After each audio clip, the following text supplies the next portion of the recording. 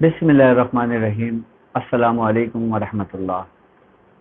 میں اپنے YouTube channel پر آپ تمام ناظرین کو خوش آمدید کہتا ہوں اور امید کرتا ہوں ماشاءاللہ آپ لوگوں کا آج کا دن اور کل کا دن، خاص کر عید الاضحیٰ کا دن بہت اچھا گزرا ہوگا، اور میری جانب سے اور میری تمام ٹیم کی جانب سے آپ لوگوں کو عید الاضحیٰ بہت بہت مبارک ہو، اور اللہ تبارک و تعالیٰ آپ کی قربانیوں کو اور آپ کی عبادتوں کو، جو آپ نے ذکر و اذکار کیے، جو آپ نے روحانی سفر میں مشق کی، یا جو آپ نے پڑھا، اللہ رب العزت اس کو اپنی بارگاہ میں قبول فرمائے، اور اللہ تبارک و تعالیٰ اپنے ذکر کے وسیلے سے اپنے ذکر آپ لوگوں کو بہت بہت عطا فرمائے۔ میری طرف سے ایک بار پھر آپ لوگوں کو بہت بہت عید الاضحیٰ مبارک ہو۔ اور آج تو کئی ممالک میں آج تو آخری دن ہے عید الاضحیٰ کا، اور ماشاءاللہ الحمدللہ پاکستان میں آج یہاں پہ دوسرا دن تھا، اور کل تیسرا دن ہے، کل آخری دن ہوگا، اور ماشاءاللہ الحمدللہ ہر سال کی طرح ہم بھی اجتماعی قربانی کا اہتمام کرتے ہیں، اور الحمدللہ کل بھی میاں حضور نے اجتماعی قربانی کا اہتمام کیا، اور کل بھی قربانی ہوئی، اور الحمدللہ آج بھی اجتماعی قربانی ہوئی، جس میں تقریباً 20 جانور اللہ تبارک تعالیٰ کی راہ میں قربان کیے گئے۔ اور جن جن لوگوں نے اجتماعی قربانی میں حصہ لیا، اللہ تبارک تعالیٰ ان کے حصے کو اپنی بارگاہ میں قبول فرمائے، اور جن لوگوں نے جس مقصد کے لیے اس قربانی میں حصہ ڈالا، اللہ تعالیٰ ان مرحوم مغفرت فرمائے، اور ان مرحومین کے درجات بلند فرمائے، اور ان کے صغیرہ کبیرہ گناہوں کو معاف فرمائے، اور جو لوگ پریشان حال ہیں اللہ تبارک تعالیٰ ان کی پریشانیوں کو دور فرمائے۔ اور اس سے جو آپ نے آج کا دن گزارا یا کل کا دن گزارا، عید الاضحیٰ کے دن گزارے، دراصل ان دنوں کی بہت زیادہ اہمیت ہے اگر ہم سمجھیں تو، ہم اس میں غور و فکر کریں تو۔ دیکھیں، قربانی ایک ایسا عمل ہے جو اللہ تبارک تعالیٰ کو بہت پسندیدہ عمل ہے اللہ تعالیٰ کا۔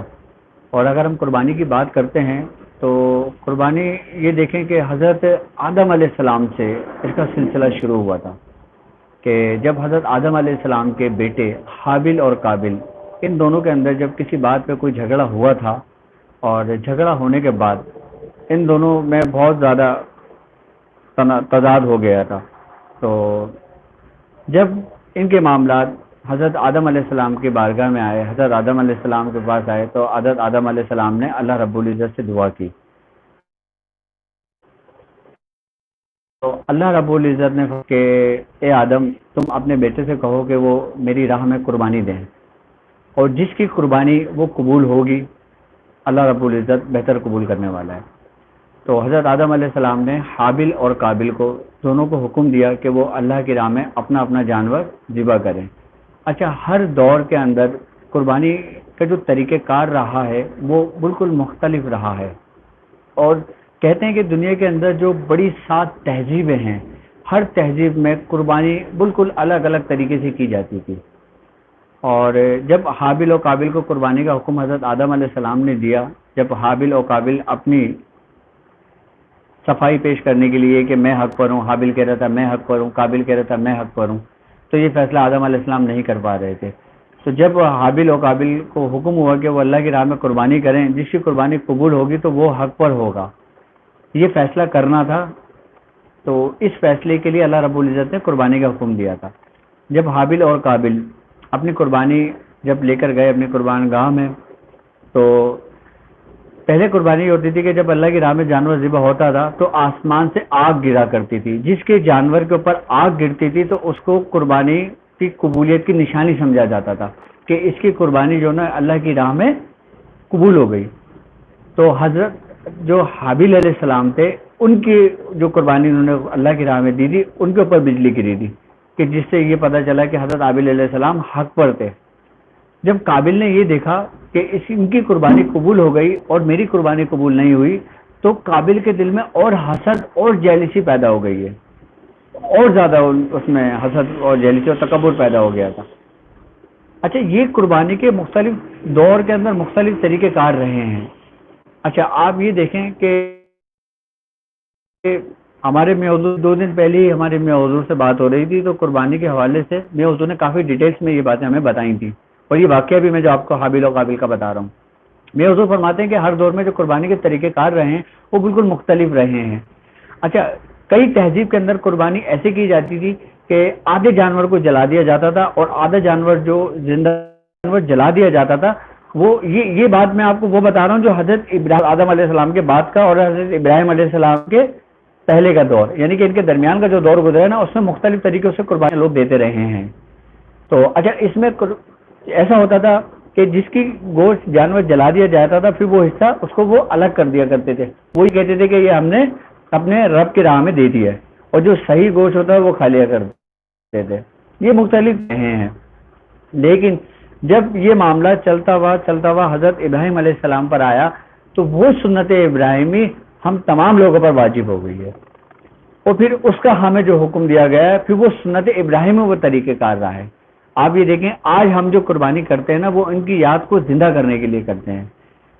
آئی بات سمجھ میں؟ اب جیسے حضرت ابراہیم علیہ السلام کو جس طریقے سے اللہ رب العزت نے حکم دیا تھا قربانی کرنے کا، آپ نے بالکل اسی طریقے سے اپنے رب کی فرما برداری کرتے ہوئے، اپنے رب کے حکم کی تکمیل کو پورا کرتے ہوئے آپ نے پھر اسی ترتیب سے اسی طریقے سے قربانی کا آغاز کیا، آپ نے قربانی کی.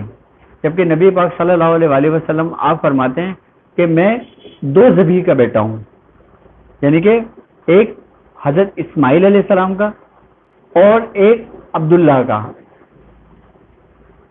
حضرت عبداللہ ابن ابو طالب، یعنی کہ نبی پاک صلی اللہ علیہ وآلہ وسلم کے عبد المطلب، حضرت عبد المطلب یعنی کہ آپ کے دادا تھے نا سرکار دو عالم صلی اللہ علیہ وسلم کے.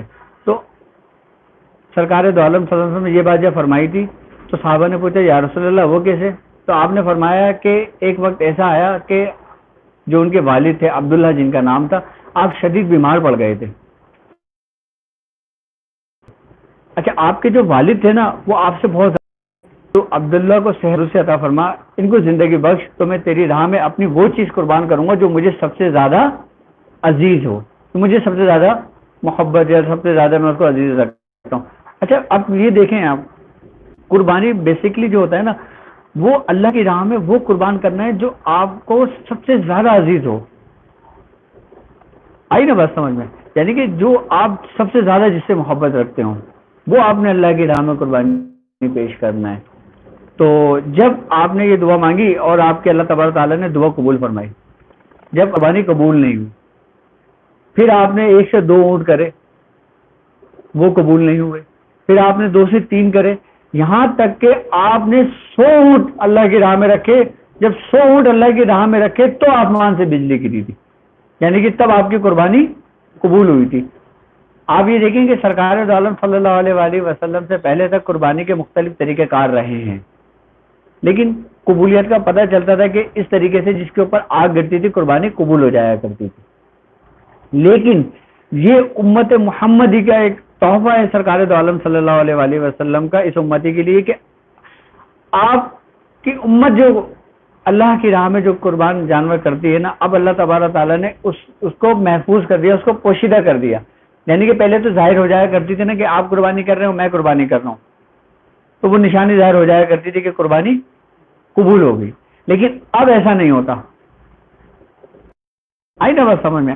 اب ایسا کیوں نہیں ہو رہا؟ وہ اس لیے کہ اب مثال کے طور پہ امت محمدی کو سرکار دو عالم صلی اللہ علیہ وسلم سے بہت محبت ہے. اگر مثال کے طور پہ آپ کی قربانی قبول ہوگی میری قربانی قبول نہ ہو تو دل آزاری کس کی ہوگی؟ آئی نا بات سمجھ میں؟ لیکن اس کو اللہ تبارک تعالیٰ نے اس لیے محفوظ و پوشیدہ کر دیا کہ میرے محبوب کو کوئی تکلیف اور کوئی پریشانی یا ان کو کوئی ندامت نہ ہو اپنی مت کے بارے میں، تو اللہ تبارک تعالیٰ نے اس کو پردہ پوشی کر دیا. اب ہم لوگ جو قربانی کرتے ہیں وہ اللہ کی راہ میں کرتے ہیں. اچھا قربانی قبول ہونے کی سب سے بڑی بات یہ ہوتی ہے کہ اللہ تبارک تعالیٰ آپ کی نیتوں کو دیکھتا ہے. اب جب وہ قربانی قبول کرنے کے اوپر ہوتا ہے، جب قربانی قبول کرتا ہے تو وہ آپ کا ایک حصہ قبول کر لیتا ہے اللہ کی راہ میں. یعنی کہ ایک بکرا وہ قربان اللہ تبارک تعالیٰ قبول کر لیتا ہے جو آپ نے 15,000 روپے کا خریدا ہو. اور جب قبول کرنے کے اوپر نہیں آتا تو وہ آپ لاکھوں روپے کی قربانی کر لیں وہ اس کو قبول نہیں کرتا. کیوں؟ کیونکہ وہ آپ کی نیتوں کو دیکھتا ہے. آئی بات سمجھ میں؟ کیا وہ آپ کی نیتوں کو دیکھتا ہے, اور جس کی نیت جیسی ہوتی ہے اور جس طریقے سے وہ جانور قربان کرنے کے لیے جو لایا گیا ہے, جن پیسوں سے لایا گیا ہے, اس میں سب سے بڑی بات یہ ہوتی ہے کہ وہ حلال کے پیسے ہوں, یعنی کہ اپنی محنت کی کمائی کے پیسے ہوں. تو اللہ رب العزت اس کا ہے, اور جب قبول کرتا ہے تو اللہ تعالیٰ اپنے بندوں کو باقاعدہ خواب میں بشارت بھی دے دیتا ہے, اور لوگ خواب میں بھی دیکھ لیتے ہیں, اور مختلف کچھ ایسی کیفیت ہوتے ہیں ان کو پتہ چل جاتا ہے کہ قربانی ان کی قبول ہو رہی ہے. اچھا, قربانی قبول ہونے کی ایک نشانی اور یہ بھی ہے کہ اللہ تبارک تعالیٰ اس کو پھر ہر سال توفیق بھی دیتا ہے کہ وہ قربانی کرتا ہے, یعنی کہ ایک تسلسل قائم رہتا ہے, برقرار رہتا ہے. اچھا, قربانی صرف جانور ذبح کرنے کا نام نہیں ہے, یہ تو وہ قربانی ہے جو ظاہری ہے. ایک قربانی وہ ہے جو ہم نے, جیسے سرکار دو عالم صلی اللہ علیہ وسلم کا فرمان ہے, آپ نے فرمایا کہ اب ہم جہاد اصغر سے جہاد اکبر کی طرف آتے ہیں. تو صحابہ نے فرمایا یا رسول اللہ کہ جہاد اکبر کیا ہے؟ آپ نے فرمایا کہ اپنے نفس کے خلاف جہاد کرنا. یہ باقاعدہ ہمیں حکم دیا گیا ہے, باقاعدہ سرکار دو عالم صلی اللہ علیہ وسلم نے آپ نے فرمایا کہ اب اپنے نفس, اور ہمارا نفس ہی ہے جو ہمیں تباہ اور برباد کر دیتا ہے. آئی نا بس سمجھ میں؟ اب یہ دیکھیں کہ نفس کشی کرنے کا جو ہمیں حکم ہوا ہے وہ ہمیں حکم کہاں سے ہوا ہے؟ بارگاہ رسالت سے. آپ نے باقاعدہ اپنے امتیوں کو اس چیز کی ہدایت کی, آپ نے باقاعدہ حکم دیا, اور آپ نے فرمایا کہ جس نے پہچانا اپنے نفس کو اس نے پہچانا اپنے رب کو. آپ نے اتنی بڑی بات کہہ دی کہ تم چاہتے ہو کہ اپنے رب کو پہچان لو, اپنے رب کو جان لو. اگر کوئی کسی کا سوالات آئے تو مجھے بتا دینا, کسی کے معاملات میں. آئی نا بات سمجھ میں؟ کیا کہ آپ نے ہمیں باقاعدہ پھر اس میں بزرگان دین نے بڑی بڑی ریاضتیں کری, اور باقاعدہ اپنے مریدوں کو بڑی بڑی ریاضتیں کرائیں. آئی بات سمجھ میں؟ اب نفس کو کس طریقے سے کنٹرول کیا جائے, کافی لوگوں نے سوالات بھی کی ہیں. دیکھیں, نفس بیسکلی ہماری جو نا خواہشات کا نام ہے. ہمارے اندر جو خواہشات ہوتی ہیں, ہمارے اندر جو خیالات فاسدہ ہوتے ہیں, یا ہمارے اندر کے جو معاملات ہوتے ہیں جو ہمیں برائی کی طرف, ہمیں گمراہی کی طرف لے جاتی ہے, یا ہمیں اپنے رب کے ذکر سے غافل کر دیتی ہے, یہ نفس کا کام ہوتا ہے. جس طریقے سے ہم بیجا اپنی ضرورتیں پوری کرتے ہیں, یا ضرورت سے زیادہ ہم کھاتے پیتے ہیں, آئی بس سمجھ, یا ہم اس چیز میں تمیز نہیں کرتے کہ کیا حلال ہے اور کیا حرام ہے. جب ہمارے اندر یہ تمیز ختم ہو جاتی ہے کہ اب ہم حلال کیا ہے اور حرام کیا ہے, ہم کس طریقے سے دولت کما رہے ہیں, کس طریقے سے شہرت کما رہے ہیں, کس طریقے سے ہم کیا کر رہے ہیں, وہ طریقہ صحیح ہے یا غلط ہے. آئی نا بس سمجھ میں؟ تو شیطان جو ہمارا نفس ہوتا ہے نا, وہ ہمیں گمراہی کی طرف لے جاتا ہے, جو ہماری بربادی کا سامان ہوتا ہے. اس میں بہتر طریقہ کار یہ ہوتا ہے کہ انسان اپنی خواہشات کو الگ کرے, اپنی خواہشات کو دور کرے, اور اپنے جسم کو ان حرام چیزوں سے محفوظ رکھے, کیا کہ جس سے ہماری دعائیں قبول نہیں ہوتی. یہاں تک بزرگوں نے فرمایا کہ اگر آپ کے جسم کے اندر حرام لقمہ اگر جاتا ہے تو آپ کی 40 دن تک دعائیں قبول نہیں ہوتی. سوال آیا کہ قربانی کی باطنی حقیقت کیا ہے؟ قربانی کی باطنی حقیقت کیا ہے؟ دیکھیں, ایک قربانی کا تو ظاہر یہ ہے کہ آپ نے قربانی اللہ کی راہ میں جانور ذبح کر دیا. کس نیت سے کیا؟ کہ اللہ تعالیٰ کا حکم تھا اور آپ نے ثواب اور اجر کی اس کے حصے کر دیا. اچھا, قربانی کی جو باطنی حقیقت ہے نا, وہ یہ ہے کہ آپ نے اپنی اصلاح کرنی ہے. کس کی اصلاح کرنی ہے؟ آپ نے اپنی اصلاح کرنی ہے. یعنی کہ آپ کو یہ حکم دیا گیا کہ آپ اللہ کی راہ میں وہ چیز قربان کریں جو آپ کو سب سے عزیز ہو. یہ جو عزیز کا لفظ ہے اور جو سب سے آپ کی قیمتی لفظ ہے, تو جب تک آپ اپنے اندر سے اس چیز کو ختم نہیں کریں گے ہمیں اس کی حقیقت کا علم نہیں ہوگا. اب بعض اوقات ایسا ہوتا ہے کہ اللہ تعالیٰ قرآن پاک میں فرماتا ہے نا کہ ہم تم کو آزمائیں گے. کس چیزوں سے آزمائیں گے؟ تمہارے مال سے اور تمہاری اولاد سے. اور بعض لوگ اولاد کی محبت میں اتنے اندھے ہو جاتے ہیں کہ وہ اپنی حقیقت اور اپنے منشور سے بالکل پیچھے ہٹ جاتے ہیں. کیونکہ انسان جب گمراہ ہوتا ہے وہ اولاد ہی کی محبت میں ہوتا ہے نا. اور باطنی حقیقت یہ ہے کہ جب ہم کوئی اپنی عزیز چیز اللہ کی راہ میں اس کو قربان کرتے ہیں نا تو پھر اللہ تبارک تعالیٰ ہمیں اس کی نعمتوں سے نوازتا ہے. اس کی حقیقت ہم پر کھلتی ہے. پھر اس کی حقیقت ہم پر کیا کھلتی ہے؟ اس کی حقیقت ہم پر یہ کھلتی ہے کہ ہمارے اندر اس کی محبت پیدا ہوتی ہے. جب تم یہ دیکھو کہ جو تم نے قربانی یا سب سے اپنی عزیز ترین چیز اللہ کی راہ میں پیش کی، یعنی کہ اللہ کی راہ میں قربان کری، اور وہ تمہیں قبولیت کا کیسے پتہ چلے گا؟ کہ تمہارے دل میں اللہ تعالیٰ اپنی اور اپنے دوستوں کی محبت ڈال دے گا. جب اللہ تعالیٰ اپنی اور اپنے دوستوں کی محبت تمہارے دلوں میں ڈال دے گا تو تم یہ سمجھ لینا کہ تمہارا جو عمل ہے وہ تمہارا قبول ہو رہا ہے. جب وہ تمہاری محبت تمہارے دل، جب وہ تمہیں اپنے قریب کرے گا تو تمہارا زبان بھی ذکر کرے گا، تمہارا قلب بھی ذکر کرے گا، تمہاری روح بھی ذکر کرے گی. پھر وہ تمہیں اپنے قریب سے قریب تر ہوتا چلا جائے گا. اچھا، اس کی قربانی کی حقیقت میں آپ کو بتاؤں. اب یہ دیکھیں کہ آپ کہتے ہیں کہ لا الہ الا اللہ، اس کے اندر اس کی پوری حقیقت موجود ہے. کیسے؟ اب جب تک میں اپنی عزیز ترین چیز اللہ کی راہ میں قربان نہیں کرتا ہمیں اس کے بارے میں علم نہیں ہوگا. اب مثال کے طور پہ میں اس کو اس طریقے سے آسان لفظوں میں سمجھا دیتا ہوں کہ جیسے ہم کہتے ہیں لا کا کیا مطلب ہے؟ لا کا کیا مطلب ہے؟ نہیں. ٹھیک ہے. اب جب ہم نے اپنی عزیز ترین چیز اللہ کی راہ میں قربان کر دی، اب تھوڑا سا سمجھنا، ہم نے اپنی عزیز ترین چیز اللہ کی راہ میں قربان کر دی. اچھا، قربان اب کس وقت کریں گے؟ کہ جب ہم اپنے نفس کی پیروی نہیں کریں گے، یعنی کہ ہم نفس کے ہر فعل کو رد کریں گے. یعنی کہ جب ہم لا کی منزل پر آئیں گے.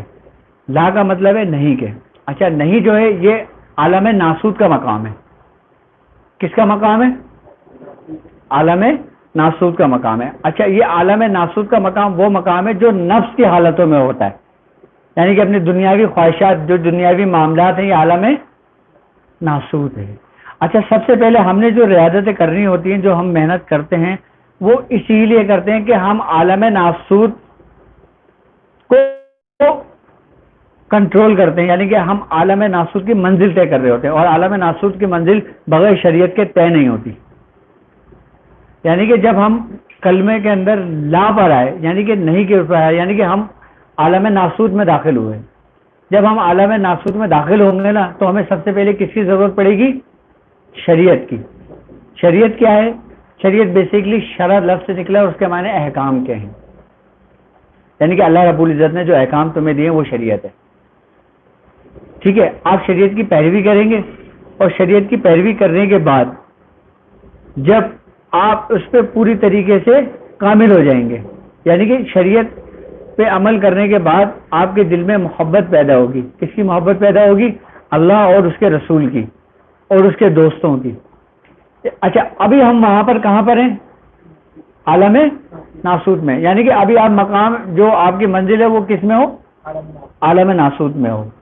عالم ناسوت جو ہے وہ نفس کا عالم ہے.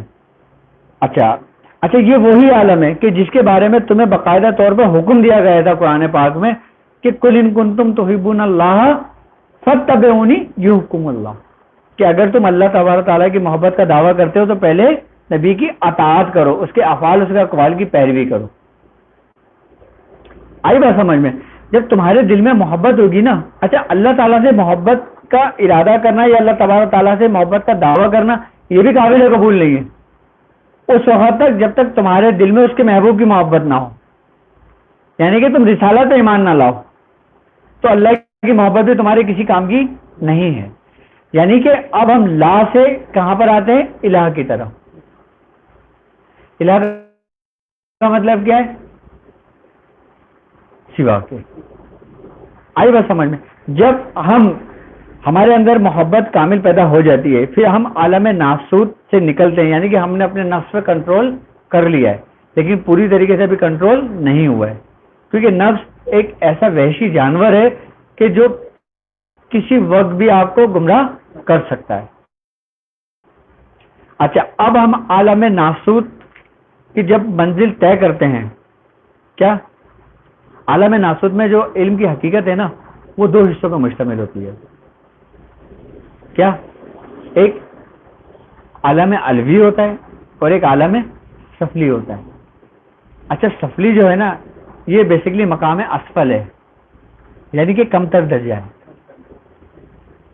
کیا؟ یہ اس کا کم تر درجہ ہے. اور جو عالم علوی ہے یہ اسفل سے تھوڑا اونچا درجہ ہے. اب جیسے مثال کے طور پر اگر ہمارے ساتھ کچھ لوگ ایسے بھی ہیں جو ہندو چلتے ہیں، کچھ لوگ ایسے ہیں جو دوسرے مذاہب کے ہمارے ساتھ چلتے ہیں. اب وہ ہم سے پوچھتے ہیں کہ اگر ہم آپ کے بتائے ہوئے رستے پہ چلنا چاہتے ہیں لیکن ہم اپنے مذہب پہ قائم رہنا چاہتے ہیں تو کیا آپ ہماری رہنمائی کریں گے؟ اب جب وہ ہندو ہو یا کوئی غیر مذہب کا بندہ ہو، جب وہ اس راستے پہ شامل ہوتا ہے اس کو سیکھنے کے لیے، اچھا دیکھو یہ روحانیت جو نا یہ ہمارے مسلمانوں کے حصے میں آئی ہے. کیا؟ لیکن وہ رب العالمین جو نا وہ تمام عالمین کا رب ہے. میں آپ کو سمجھا کے پھر میں آپ کو پیچھے کی طرف لے کر اس لیے آتا ہوں تاکہ آپ کو میری پچھلی والی بات بھی سمجھ میں آئے اور اگلی بات بھی سمجھ میں آئے. ابھی ہم عالم ناسوت کی بات کر رہے ہیں. اچھا عالم ناسوت کے اندر دنیا کے تمام مذاہب آ جاتے ہیں کیونکہ عالم ناسوت سے ہی تعلق ہے نا ان کا، عالم ملکوت سے تو نہیں ہے نا.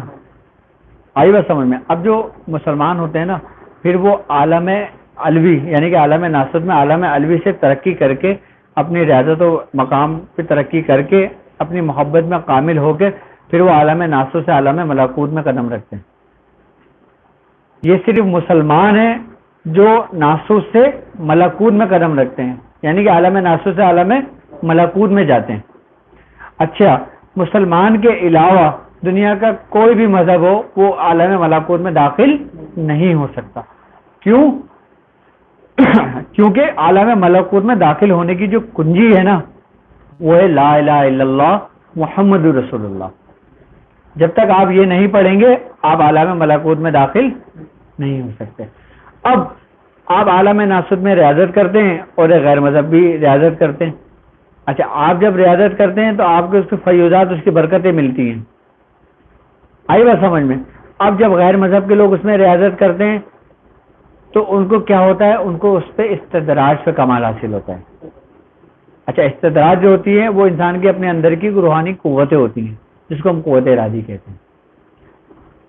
آئی بات سمجھ میں؟ اچھا اس میں بھی جو غیر مذہب کے لوگ ہوتے ہیں وہ اتنے کامل ہو جاتے ہیں کہ وہ پھر عالم ناسوت سے نکلنے کی کوشش کرتے ہیں، یعنی کہ آگے بڑھنے کی کوشش کرتے ہیں اور نکل بھی جاتے ہیں. لیکن جب وہ عالم ملکوت تک پہنچتے ہیں، اچھا وہاں پہ کس کا پہرا ہے عالم ملکوت میں؟ فرشتوں کا. کیونکہ وہ کس کا مقام ہے؟ وہ فرشتوں کا مقام ہے. آئی بات سمجھ میں؟ اب جب وہ یہاں سے نکلنے کی جب وہاں داخل ہونے کی کوشش کرتا ہے تو ملائکہ اس کو وہاں سے رد کر دیتے ہیں، اس کو وہاں داخل نہیں ہونے دیتے. یہ مسلمانوں کے حصے میں آتا ہے کہ انسان داخل ہوتا ہے کس میں؟ تو اس کے اندر فرشتوں جیسی صفات پیدا ہو جاتی ہیں، یعنی کہ وہ ایسی عبادت اور ایسے اس میں مشغول ہو جاتا ہے کہ جس کے لیے اس کو پیدا کیا گیا ہے. یعنی کہ ملائکہ کو اگر پیدا کیا گیا ہے، حکم دیا گیا ہے تو کس کے لیے؟ وہ رب کی عبادت کے لیے، اور جو ڈیوٹی اللہ تبارک تعالیٰ کو انجام دے اس میں لگے ہوئے ہیں. اب جب عالم ملکوت کے اندر انسان داخل ہوتا ہے، داخل ہونے کے بعد پھر اس کے اندر فرشتوں جیسی صفات پیدا ہو جاتی ہیں. اچھا فرشتوں جیسی صفات اسی وقت پیدا ہوتی ہیں کہ جب آپ کے اندر، آپ کے قلب اور آپ کے اندر جو نا نبی پاک صلی اللہ علیہ وآلہ وسلم کی محبت کامل ہوتی ہے. اب یہاں سے آپ شریعت سے نکل کر طریقت میں داخل ہوتے ہیں. میں اسی حقیقت کی طرف جا رہا ہوں کہ جو آپ نے سوال کیا تھا نا قربانی کی جو باطنی حیثیت ہے، میں یہ پورا سمجھانے کا مطلب اسی طرف لے جانا ہے آپ کو تاکہ آپ کو پورا سمجھ میں آ جائے یہ بات. آئی بات سمجھ میں؟ اب جب آپ یہاں سے شریعت سے آپ طریقت میں داخل ہوئے، کیا وہاں سے آپ عالم ناسوت سے نکل کر عالم ملکوت میں داخل ہو گئے. اچھا شریعت تو بیسیکلی ہمارے ظاہر پر ہے، لیکن طریقت جو ہے نا یہ بیسیکلی ہے سرکار دو عالم صلی اللہ علیہ وآلہ وسلم کا طریقہ، یعنی کہ ان کا راستہ. جس راستے پر آپ صلی اللہ علیہ وآلہ وسلم نے زندگی گزاری، زندگی بسر کی. اگر سالک جب طریقت میں داخل ہوتا ہے تو اس کے اندر پھر جو راستہ سرکار دو عالم صلی اللہ علیہ وآلہ وسلم کا ہوتا ہے، جب وہ اس پہ عمل پیرا ہوتا ہے تو وہ پھر عالم ملکوت میں داخل ہوتا ہے. اچھا، عالم ملکوت میں داخل ہونے کے لیے بھی آپ کو کنجی کی ضرورت پڑتی ہے. وہ کنجی کیا ہے؟ محمد رسول اللہ. یعنی کہ اس کے بغیر آپ اس میں بھی داخل نہیں ہو سکتے. جب آپ عالم ملکوت کے اندر جب اپنے کمال کو پہنچتے ہو، کس میں پہنچتے ہو؟ اپنے کمال کو پہنچتے ہو. اچھا، اس تمام راستے میں جو نا آپ کو اپنے شیخ کی ضرورت پڑتی ہے. آپ اپنے پیر و مرشد کے بغیر عالم ناسوت کی منزل تو طے کر سکتے ہو، لیکن اس عالم ناسوت کی منزل سے نکل نہیں سکتے. آپ کو عالم ناسوت کی منزل سے آپ کو نکالتا ہی آپ کا شیخ ہے، اور عالم ملکوت کے اندر داخلی آپ کو آپ کا پیر و مرشد کرتا ہے، آپ کا رہنما کرتا ہے. تب آپ کو وہ عالم ملکوت کے اندر آپ کو کمال کے درجے تک پہنچاتا ہے. یعنی کہ آپ جب طریقت پہ پورا اچھی طریقے سے اس راستے پہ چل جاتے ہیں، یعنی کہ آپ نے نفس کشی بھی کر لی، تزکیہ نفس بھی کر لیا، اپنے خواہشات کو بھی ترک کر دیا، آپ نے اپنے آپ کو اپنے اندر سے دنیا کو نکال دیا جس کا تمہیں حکم دیا گیا تھا.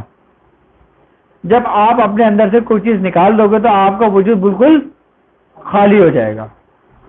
اب کوئی برتن جب خالی ہوگا تو برتن تبھی تو بھرا جائے گا نا، اور بھرے برتن میں کوئی بھی چیز نہیں بھرتا. جب آپ کا وجود پر اندر سے خالی ہو گیا تو پھر آپ کو اس میں طریقت کا بھرا گیا، آپ کو اس کے جوہر بھرا گیا اس کا، یعنی کہ آپ کو آپ آگے کی طرف نکال کے لے گئے. جب آپ عالم ملکوت میں پہنچے، کیا جب آپ عالم ملکوت میں اپنے کمال کو پہنچے، پھر آپ کا شیخ آپ کو عالم ملکوت سے نکال کر عالم جبروت میں داخل کرتا ہے. کس میں داخل کرتا ہے؟ عالم جبروت میں داخل کرتا ہے. اچھا، جبروت کا عالم کیا ہے؟ جبروت کا عالم جو ہے نا وہ صالحین کا عالم ہے، وہ شہداء کا عالم ہے، وہ نبیین کا عالم ہے جس کا قرآن میں ذکر ہے. کس کا عالم ہے؟ وہ صدیقین کا، شہداء کا اور نبیین کا، نبیوں کا. وہ عالم جبروت کا عالم وہ ہے. اچھا، جب آپ وہاں پر ملکوت سے نکل کر جبروت میں داخل ہوتے ہیں تو یہاں پر آپ شریعت سے نکل کر طریقت پر آئے، طریقت سے نکل کر معرفت پر آئیں گے. اچھا، معرفت کیا ہے؟ شریعت اور طریقت. جب آپ نے ان دونوں کے راستے پر چلے، آئی بات سمجھ میں؟ اللہ تبارک تعالیٰ جب اس راستے پہ چلنے والوں کو جو انعامات سے نوازتا ہے نا، وہ اس کی معرفت ہوتی ہے. یعنی کہ انسان کی روحانیت ہاں جنات اور فرشتوں سے زیادہ ہے. بے شک انسانی افضل ہے نا، انسانی اشرف المخلوقات ہے نا، تو انسان کی روحانیت تمام عالمین میں ہر مخلوق سے افضل ہے. اور اس کی افضلیت جو ہے نا، وہ جو روحانیت ہے وہ صرف نور محمد ہی ہے جو انسان کے اندر منتقل اللہ رب العزت نے کیا، جو مسلمانوں کے اور مومنین کے قلب میں موجود ہے. اب میں اپنے پہلے سوال کو مکمل کر لیتا ہوں، ٹھیک ہے؟ ہم شریعت سے طریقت کے پر آئے، پھر طریقت سے کہاں پر آئے؟ معرفت پر. یعنی کہ شریعت اور طریقت سے ہمیں جو انعامات ملے نا، وہ معرفت کی صورت میں ہمارے قلب میں تجلیات الہی کی صورت میں ہم پر ظاہر ہوا، یعنی کہ ہمیں وہ حاصل ہوا. اب یہ سب تمہیں حاصل ہو رہا ہے، تمہیں معرفت الہی بھی مل رہی ہے، تمہیں روحانیت بھی مل رہی ہے، اور تم اللہ کے بھی قریب ہو رہے ہو، اور تمہیں اللہ تعالیٰ کے قریب ہونے کا راستہ بھی میں تمہیں بتا رہا ہوں. یہ وہی قربانی کا ہے جو تم نے سب سے عزیز ترین چیز اللہ کی راہ میں قربان کری ہے نا، تو یہ تمہیں اس کی روحانیت کا صلہ مل رہا ہے. یہ سب کچھ اسی ابھی ہم اسی راستے پہ چل رہے ہیں. اب ہم کہاں پہ داخل ہوئے؟ عالم جبروت میں. اب جب شیخ عالم جبروت کے اندر اپنے مرید کو داخل کرتا ہے نا، تو پھر وہ اس پہ اوپر توجہ اتحادی ڈالتا ہے. کیا کرتا ہے؟ توجہ اتحادی ڈال کر وہ اس کو وہاں منتقل کرتا ہے تاکہ جب وہ اس عالم جبروت کے اندر داخل ہو تو اس کے اندر جو خطرہ رحمانی ہے نا وہ پیدا نہ ہو. اتا خطرہ شیطانی جو ہوتا ہے نا وہ عالم ناسوت تک رہتا ہے. اب جو منزلیں ہماری آگے بڑھتی رہتی ہے نا تو خطرہ رحمانی پیدا ہو جاتا ہے. خطرہ رحمانی کیا پیدا ہوتا ہے کہ انسان کے دل میں یہ خیالات آ رہتا ہے یار میں اتنا افضل ہوں کہ میں اتنا قریب ہو گیا, میں اتنی ریاضت کرتا ہوں, میں شخص یہ ہوں, تو پھر وہ خطرہ رحمانی کے اندر داخل ہونا شروع ہو جاتا ہے. اب جب اس کا شیخ اس کو عالم جبروت میں داخل کرتا ہے نا, عالم جبروت میں داخل کرتا ہے نا, تو سب سے پہلے وہ صدیقین کی زمرے میں آتا ہے, یعنی کہ پھر وہ صدیقین سے فیض حاصل کرتا ہے, یعنی کہ جو اللہ کے سچے دوست ہیں وہ اولیاء کرام ہی ہیں, وہ اولیاء کرام کی روحوں کا ہی مقام ہے. کیا ہے وہ صدیقین ہی کا مقام ہے. پھر اس کو صدیقین سے فیض ہوتا ہے, پھر صدیقین سے فیض حاصل کرنے کے بعد پھر وہ شہداء کی جانب بڑھتا ہے, پھر ان سے فیض لیتا ہے, وہ پھر اور آگے بڑھتا ہے. جب وہ وہاں پہ کمال کے درجے کو پہنچتا ہے نا پھر وہ پہنچتا ہے نبیین تک, یعنی کہ نبیوں کے فیض تک. پھر اس کو کسی ایک نبی کے قلب سے فیض ملتا ہے. کیا پھر اس کو جو مقام ولایت عطا ہوتا ہے نا پھر وہ عالم جبروت میں ہوتا ہے, پھر وہ کسی کے نبی ہوتا ہے, کسی نبی کے قلب پر ہوتا ہے. اچھا ولایت بھی جو ملتی ہے نا وہ بیسیکلی 7 نبیوں کے قدم پر ہوتی ہے, یعنی کہ 7 نبیوں کے قلب پر ہوتی ہے. اب وہ 7 نبی کون کون سے ہیں یہ میں عالم جبروت کی بات بتا رہا ہوں ابھی آپ کو. وہ حضرت ابراہیم علیہ السلام ہے. کیا حضرت ابراہیم علیہ السلام ہے, حضرت موسیٰ علیہ السلام ہے, حضرت عیسیٰ علیہ السلام ہے, حضرت موسیٰ علیہ السلام ہے, حضرت داؤد علیہ السلام ہے, اور سرکار دو عالم صلی اللہ علیہ وآلہ وسلم. اچھا یہاں جو میں ولایت کی بات کر رہا ہوں نا یہ اس ولایت کی بات کر رہا ہوں جو ولایت وہبی ہے. اچھا ولایت ایک وہبی ہوتی ہے اور ایک قذبی ہوتی ہے. کیا ایک ولایت وہبی ہوتی ہے, ایک ولایت قذبی ہوتی ہے. اچھا لفظ جو ولایت ہے نا ایک واو کے اوپر زبر ہے اور ایک واو کے نیچے زیر ہے. اچھا جو واو کے اوپر زبر ہے اس کا معنی اور مفہوم الگ ہے, اور جو واو کے نیچے زیر ہے اس کا مطلب اور مقصد الگ ہے. اب میں اس کے بارے میں آپ کو سمجھاتا ہوں. لفظ جو ولایت ہے نا جس کے اوپر زبر ہے وہ کیا ہے؟ ولایت کے بیسیکلی معنی ولی کے ہیں نا, یعنی کہ اللہ کے دوست کے ہیں. اچھا ولایت کا مقام کیا ہے جس کے اوپر زبر ہے؟ اس کا مقام عام لوگوں کا مقام ہے, یعنی کہ جو کسب سے اس رستے پر پہنچتے ہیں, یعنی کہ ریاضت کے مقام سے اس منزل تک پہنچتے ہیں, اپنی محنت سے اس منزل تک پہنچتے ہیں, وہ کسب کا مقام ہے, وہ ولایت قذبی کہلاتی ہے. آئی بس سمجھ. یعنی کہ اب جیسے مثال کے طور پہ اس کی مثال میں آپ کو ایسے دیتا ہوں کہ جیسے میں ہوں, ٹھیک ہے, میں نے آپ کو دین کی بات بتائی, آپ کو حق کی بات تعلیم کری. اچھا میری باتیں آپ کے دل پر اثر کریں اور آپ راہ راست پر آ گئے. آپ نے میرے سمجھانے کے طریقے پر یعنی کہ میری بات پہ عمل کرتے ہوئے آپ نے گناہوں سے کنارہ کشی اختیار کر لی, آپ نے گناہوں کو چھوڑ دیا, برائیوں کو چھوڑ دیا, آپ حق کی طرف آ گئے, آپ نے نماز قائم کر دی, آپ شریعت کے راستے پہ چلنے لگے. یہ کسب ہی ہے نا, ایک کسب بھی ہو رہا ہے نا, محنت ہی ہو رہی ہے نا یہ. تو اللہ تبارک تعالیٰ کو یہ بات پسند آئی, تو اللہ رب العزت نے فرمایا کہ اس نے ہدایت کی کوشش کی, لوگوں کو صحیح راستے پر لے کر آیا, تو یہ میرا دوست ہے. اچھا اس کا تعلق اللہ اور بندے کا کیسے ہوتا ہے کہ یہ میرا دوست ہے. آئی بات سمجھ میں؟ اچھا یہ دوست اس وسیلے سے ہو گیا کہ جس نے اس کو ہی دیتے, تو میں کیسے چلتا. یعنی کہ میرا جو شیخ ہوا جو بیچ میں ایک وسیلہ ہوا نا، تو اللہ رب العزت جو اس کو فیض اس کو شیخ کے قلب سے اس کو عطا فرمائے گا. یہ وہ ولایت ہے جس کے واؤ کے اوپر زبر ہے. اچھا ایک واؤ کے نیچے زیر ہے، وہ ہے ولایت کارساز کے، دوست کے، رہنما کے. یہ وہ ولایت ہے جو ولایت وہبی ہے، یعنی کہ جو مادر ذات ولی ہوتے ہیں. یعنی ایک وہ ولی ہوتا ہے جو دنیا میں آ کے بنتا ہے، اور ایک وہ ولی ہوتا ہے جو ولایت لے کر پیدا ہوتا ہے. جیسے مادر ذات ولی میں حضرت سید ہے نا شیخ عبد القادر جیلانی رحمۃ اللہ علیہ، حضرت نظام الدین اولیاء محبوب الہی، آئی نا بات سمجھ میں. ان کی ولایتیں جو تھی نا یہ وہبی ولایتیں تھیں. اچھا جو وہبی ولایت ہوتی ہے نا وہ تمام تصرفات اپنے دنیا کے اندر لے کر ہی پیدا ہوتا ہے. وہ تمام اسرار الہی اپنے قلب میں لے کر ہی پیدا ہوتا ہے. وہ ولایت ہوتی ہے کہ جس کا تعلق ڈائریکٹ اللہ اور اس بندے کا ہو جاتا ہے، یعنی کہ پیچھے وسیلہ ہٹ جاتا ہے.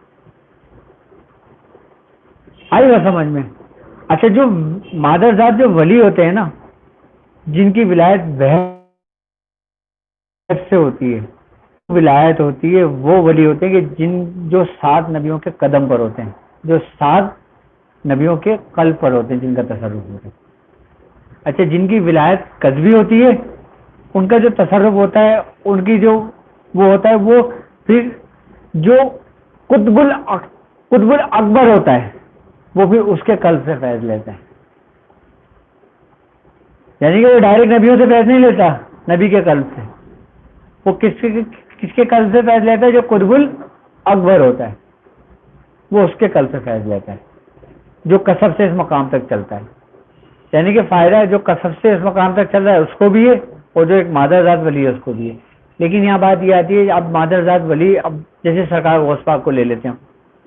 سرکار غوث پاک مادر ذات ولی تھے آپ، لیکن آپ اپنی زندگی کو اٹھا کے پڑھیں تو آپ کے حیات مبارکہ کے اندر آپ کو ملے گا کہ آپ نے 40 برس جنگل میں گزار دی. آپ نے اس طریقے سے ریاضتی کری کہ آپ نے 40 برس عشاء کے وضو سے فجر کی نماز پڑھی. آپ وہبی ولایت لانے کے بعد بھی آپ کی ریاضت کا مقام یہ تھا کہ آپ نے اپنے آپ کو غافل نہیں کیا.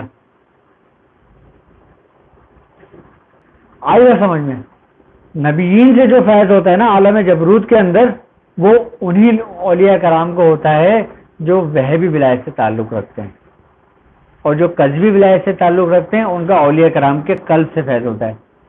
یعنی کہ ابتدائی دور کے اندر اس کو اپنے شیخ کے قلب سے فائدہ ہوتا ہے، وہی اس کی اسرار اور وہی اس کی معرفت کی گرہیں کھولتا ہے جو اس کا شیخ ہوتا ہے. آئی بات سمجھ میں. یہ عام لوگوں کی بات ہو رہی ہے. اچھا اس کے بعد جبروت کا عالم وہ ہوتا ہے کہ اس میں بہت کم لوگ پہنچ پاتے ہیں. اکثریت میں لوگ عالم ملکوت تک ٹھہر جاتے ہیں. اچھا عالم ملکوت سے جب عالم جبروت تک جو لوگ سفر کرتے ہیں نا وہ وہبی ولایت کے لوگ کرتے ہیں، کہ جن کی ولایت وہبی ہوتی ہے، وہب سے ہوتی ہے. یعنی کہ جو ان کاموں کے لیے چنے ہوئے ہوتے ہیں لوگ. اب ہم دوسری منزل کا سفر کر رہے ہیں. اب جب عالم جبروت سے نکلتے ہیں نا، جب وہاں سے جب ان کا سفر نکلتا ہے تو پھر وہ عالم لاہوت میں داخل ہوتے ہیں. عالم لاہوت میں داخل ہوتا ہے. عالم لاہوت کیا ہے؟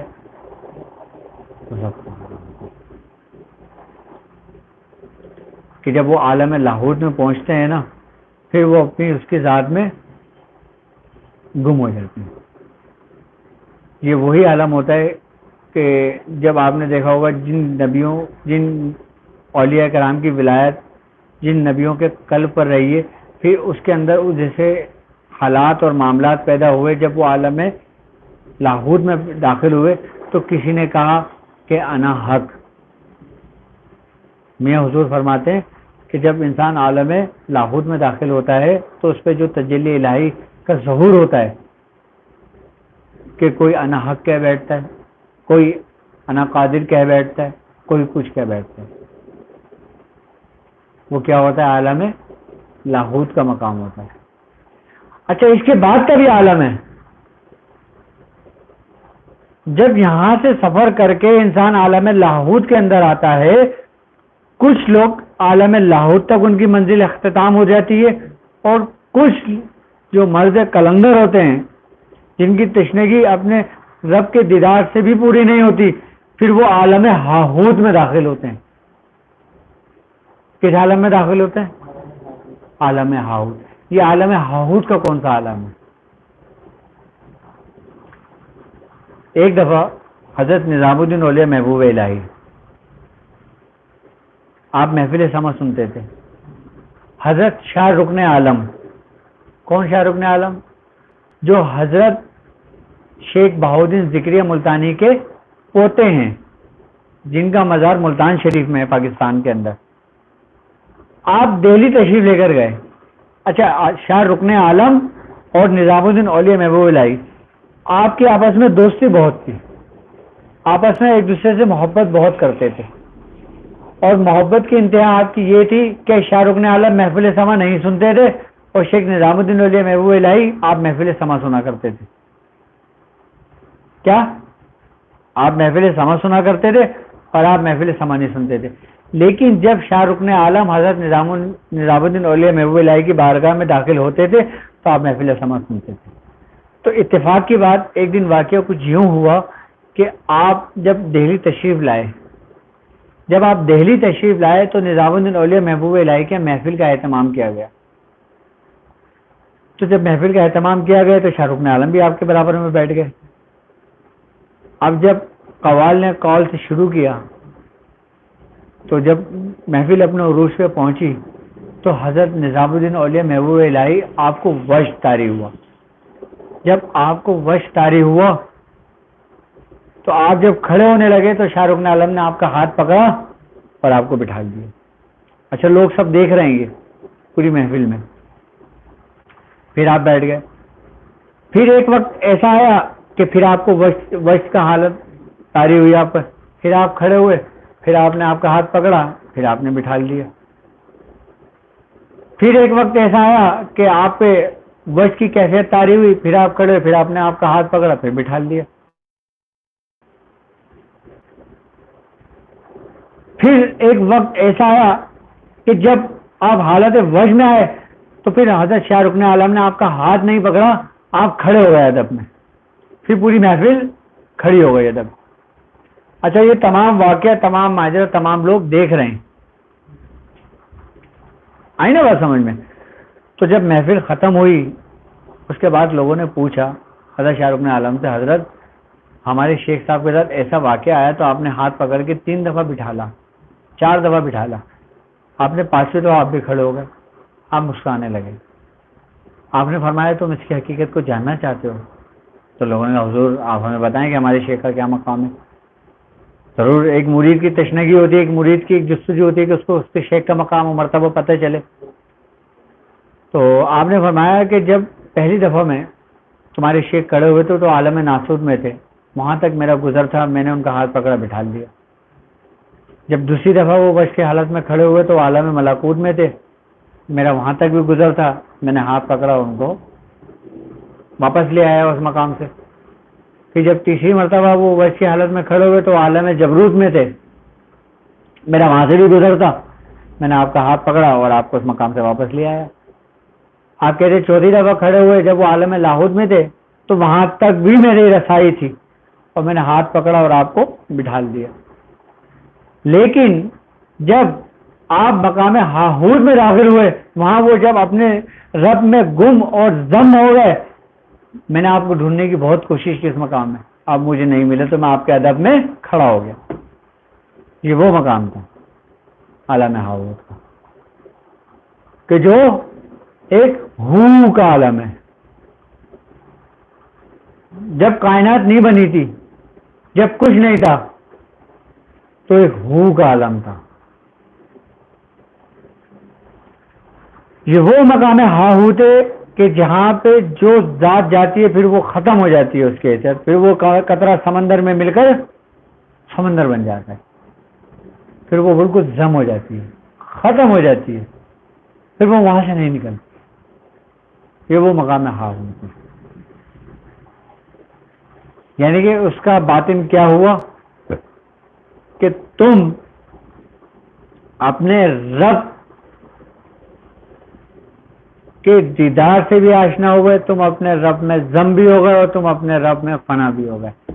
جس پہ شاعر کہتا ہے نا کہ نہ فنا میری نہ بقا میری، مجھے یہ شکیل نہ ڈھونڈیے، میں کسی کا حسن خیال ہوں، میرا کچھ وجود و عدم نہیں. پھر وہ مقام ہو جاتا ہے. اب اس کی ابتدا کیا تھی اور انتہا کیا ہے؟ میں نے پوری منزل آپ کو بتائی ہے، پورا راستہ آپ کو دکھایا ہے. ابتدا کیا تھی کہ آپ نے سب سے عزیز ترین چیز اپنی اللہ کی راہ میں قربان کرنی ہے.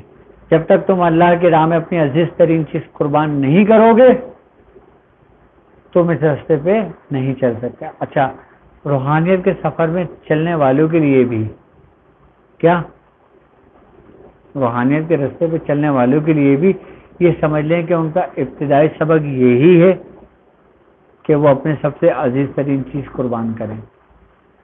اچھا، اس راستے پہ چلنے والا ہر دن ایک نئی قربانی پیش کرتا ہے. وہ صرف ایک دن قربانی کا انتظار نہیں کرتا، وہ ہر دن کچھ نہ کچھ اللہ کی راہ میں قربان کر رہا ہوتا ہے.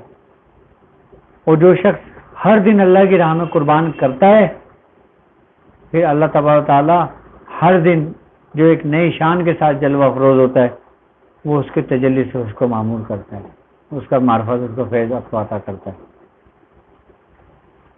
یعنی کہ ہم نے اپنے قربانی کو ضائع نہیں کرنا.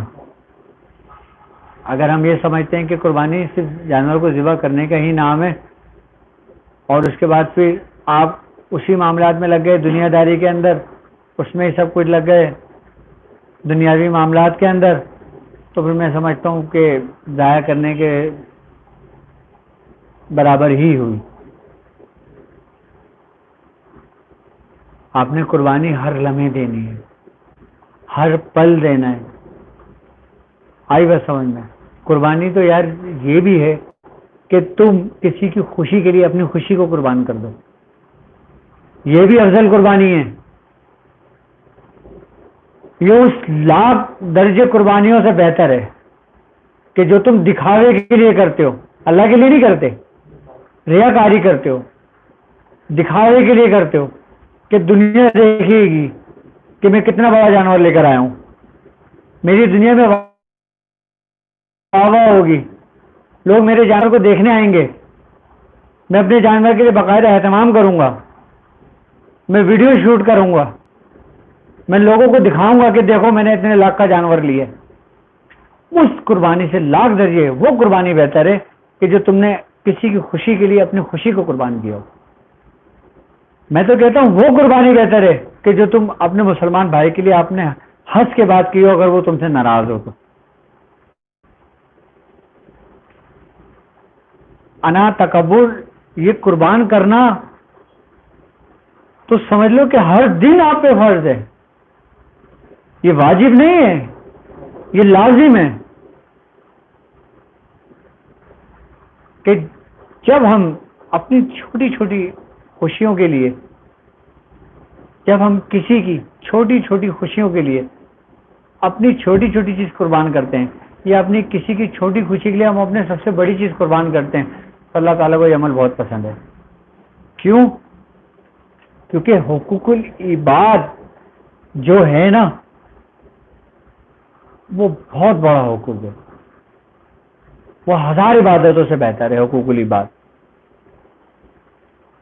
کیوں؟ کیونکہ حقوق العباد کے جو معاملات ہیں نا وہ بندہ اور بندے کے معاملات ہیں. یعنی کہ اگر مثال کے طور پہ حقوق العباد میں آپ کو تھوڑا سا سمجھاتا ہوں کہ اگر میں نے کسی کی حق تلفی کی ہو، کسی کا حق مارا ہو، کسی کو رسوا کیا ہو، کسی کو دھوکہ دیا ہو، کسی کو نقصان پہنچایا ہو، جب تک مجھے وہ شخص معاف نہیں کرے گا نا میرا رب بھی مجھے معاف نہیں کرے گا. ہم اپنی چھوٹی سی دنیا بنانے کے لیے، اپنی چھوٹی سی شہرت بنانے کے لیے ہم کسی کو دھوکہ دیتے ہیں، کسی کو نقصان پہنچاتے ہیں، کسی کی حق تلفی کرتے ہیں، اس سے بڑا گناہ نہیں ہے کوئی. ہم دنیا تو کما لیں گے، ہم اپنے رب کو نہیں پا سکتے، ہم اپنے رب کو نہیں کما سکتے، رب کی روحانیت کو نہیں پا سکتے، ہم اس کے قریب بھی نہیں ہو سکتے.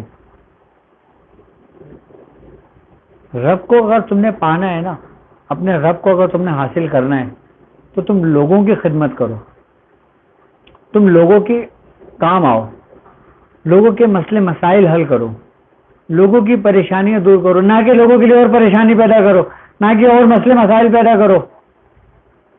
دین ہمارا یہ نہیں کہتا کہ تم زبردستی پر اپنے دین مسلط کرو. ہمارا دین تو کہتا ہے کہ تم اپنے فعل سے، اپنے اعمال سے، اپنے کریکٹر سے کیا دین کی تبلیغ کرو. کیونکہ دین جو نا تمہارے کردار سے ہے، تمہارے بولنے سے نہیں ہے. حقوق العباد جو ہے نا یہ سب سے بڑی عبادت ہے. سر اگر آپ نماز نہیں پڑھتے تو یہ اللہ اور بندے کا معاملہ ہے نا. آپ روزہ نہیں رکھتے، یہ اللہ اور بندے کا معاملہ ہے نا. آپ زکوٰۃ نہیں دیتے، یہ اللہ اور بندے کا معاملہ ہے نا. لیکن کسی کی حق، کسی کو نقصان پہنچانا یہ اللہ اور بندے کا معاملہ نہیں ہے، بندہ اور بندے کا معاملہ ہے. اور ایک بات یاد رکھنا، تمہاری سزا اور جزا جو ہے نا وہ گواہی ہے. تمہارا رب جو تمہیں 70 ماہوں سے زیادہ چاہتا ہے وہ کیا تمہیں معاف کرنے والا نہیں ہے؟ کیا وہ غفار نہیں ہے؟ کیا وہ کریم نہیں ہے؟ وہ غفار بھی ہے، وہ کریم بھی ہے، وہ رحیم بھی ہے، وہ ستار بھی ہے، وہ تمہارے عیبوں پہ پردہ بھی ڈالتا ہے، وہ جبار بھی ہے، وہ عزیز بھی ہے، وہ ذوالجلال والاکرام بھی ہے. وہ کہیں تم پہ غصہ کر رہا ہے تو کہیں تم سے محبت بھی کر رہا ہے. وہ کہیں تم پہ قہر کر رہا ہے تو وہ تم پہ کہیں عاجزی بھی کر رہا ہے. وہ ہر رنگ میں ہم ہی لوگوں میں موجود ہے، کیونکہ انسان جو ہے وہ اس کی صفات کا ذل ہے. ہر انسان کے اندر رب کی صفات موجود ہے. آئی نا بات سمجھ میں؟ بڑے بزرگ فرماتے ہیں، مجھے ایک شعر بہت پسند ہے یار. کہتے ہیں کہ اب انسان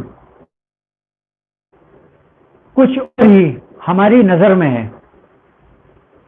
یعنی کہ حقوق العباد کی اگر آپ انتہا پوچھنا چاہتے ہو نا، اس کی کمال کو پہنچنا چاہتے ہو آپ حقوق العباد کی، تو آپ میرا صرف یہ شعر سنو اور اس پہ عمل کرنا. آپ کی 1000 ریاکاری والی عبادتوں سے بہتر ہے، 1000 سال دکھاوے کی عبادت سے وہ بہتر ہے. کیا شعر میں کیا پڑھ رہا تھا؟ اب انسان کچھ اور ہی ہماری نظر میں ہے، جب سے سنا ہے لباس بشر میں ہے. یعنی کہ اب انسان ہماری نظر میں کچھ اور ہی ہے جب سے سنا ہے یار لباس بشر میں ہے. ہم اس کو پتہ نہیں کہاں کہاں ڈھونڈ رہے ہیں، ہم اس کو مندروں میں ڈھونڈ رہے ہیں، ہم اس کو مسجدوں میں ڈھونڈ رہے ہیں، ہم اس کو پہاڑوں میں ڈھونڈ رہے ہیں، ہم اس کو آسمانوں میں ڈھونڈ رہے ہیں، جبکہ وہ انسان بشر کے اندر ہی موجود ہے. بس ہماری دیکھنے والی آنکھ ہمیں چاہیے. کیا کہ اللہ تبارک و تعالی ہمیں اپنے بزرگوں کے راستے پہ رکھے. اور میں سمجھتا ہوں کہ جن بھائی نے سوال کیا تھا ان کو میری پوری نشچت سمجھ میں آ گئی ہوگی. اور اللہ تبارک و تعالی ہمیں اپنے بزرگوں کے راستے پر رکھے اور ہمیں ہمیشہ قائم و دائم رکھے. اور یا اللہ تعالی ہمارے فرما بہت بلند مقام و مرتبہ عطا فرما. میری دعائیں آپ لوگوں کے لیے بھی ہیں کہ اللہ رب العزت آپ کی دعاؤں کو اپنی بارگاہ میں قبول و مقبول فرمائے، آپ کی قربانیوں کو قبول و مقبول فرمائے. اللہ تعالیٰ آپ کو اپنی ظاہری قربانی اور باطنی قربانی کو سمجھنے کی بھی توفیق عطا فرمائے اور وہ چیز قربان کرنے کی توفیق عطا فرمائے کہ جس کا ہمیں قربانی کا حکم دیا گیا ہے. اور اللہ تبارک و تعالیٰ ہمارے شیخ کا سایہ ہمیشہ ہم پر قائم و دائم رکھے۔ اللہ رب العزت ہمارے شیخ کو صحت درستی عطا فرمائے۔ اللہ تبارک و تعالی ہم تمام لوگوں کو، تمام دیکھنے والوں کو، تمام سننے والوں کو ہمارے شیخ کے راستے پر، ہمارے بزرگوں کے راستے پر، اولیاء کرام کے راستے پر، نبی کریم صلی اللہ علیہ وآلہ وسلم کے راستے پہ صحیح طریقے سے چلنے کی توفیق عطا فرمائے، اور راستے میں شیطان کے شر سے، جادو کے شر سے، حاسدوں کے حسد سے، نظر بد سے محفوظ رکھے۔ ربنا آتنا فی الدنیا حسنۃ وفی الآخرۃ حسنۃ وقنا عذاب النار۔ ربنا اغفر لی ولوالدی وللمؤمنین یوم یقوم الحساب۔ صلی اللہ تعالی علی خیر خلق محمد وعلی آلہ وصحبہ اجمعین برحمتک یا ارحم الراحمین۔ برک لا الہ الا اللہ محمد رسول اللہ۔ مجھے اجازت دیجیے، انشاءاللہ تعالی پھر آپ سے ملاقات ہوگی۔ السلام علیکم ورحمۃ اللہ۔